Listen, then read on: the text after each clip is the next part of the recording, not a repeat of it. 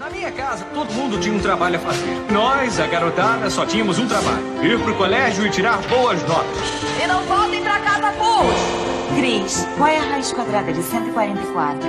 1963? Não, você errou, é 12.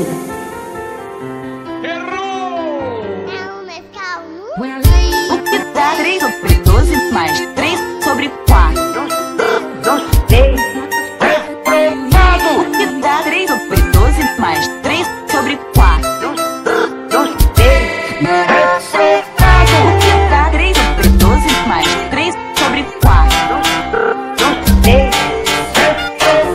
O que dá 3 sobre 12 mais 3 sobre 4? O que dá 3 sobre 12 mais 3 sobre 4? O que dá 3 sobre 12 mais 3 sobre 4?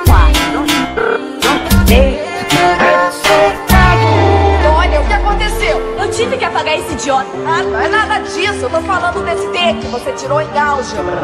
Que a partir de agora, alunos da rede pública e privada vão passar de ano, mesmo reprovando em algumas disciplinas.